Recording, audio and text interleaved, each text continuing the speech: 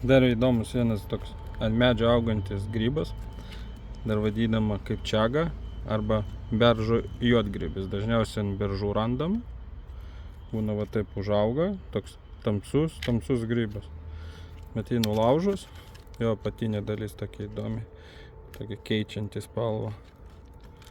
Tai čia gan irgi įdomus vaistinis grybas, galima pasakyti, nes juodgrybio preparatai rekomenduojami sergantiem lėtiniu gastritu, skrandžio žarnyno diskinezija, skrandžio paligė, piktybiniam ligom, tai onkologija. Minėtos veiklios medžiagos stabdo uždegiminį, mažina arterinį ir veninį kraujo spaudimą, gliukozės kiekį kraujo plazmoje.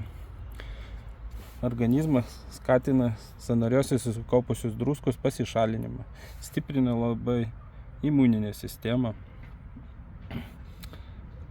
Kas meta svorį padeda iš dalies, diabetikam padeda, normalizuoja kraujospūdį, jeigu paskui didesnis yra, sumažina cholesterolio kiekį, turi didelį šaltinį vitamino D.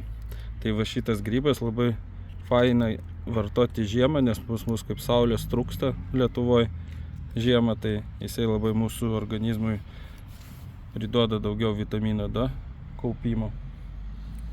Yra šaltinių minima, kad net DNR gali mūsų poveikis, bet čia tik tai manimas. Skatina cukraus kiekį kraujo mažėjimą, tai va, kas su diabetu turi, tai toks vienas įdomus irgi priedas prie diabetinių augalų, kurie padeda. Padeda valyti kepinį. Šitas augalas labai gerai net žarnynui, su skrandžiu, kuris turi problemų. Onkologija tai dažniausiai metastazių augimą mažina. Čiaga. Deksikotikus iš organizmo pašalina kenksmingus medžiagas. Toksinus šalina, šlakus, glikotus. Čiagoje gausu antioksidantų ir turi raminančių savybių. Dažnai šitą grybą aš asmeniškai naudoju su gauromečiu ir čiagos miltelį.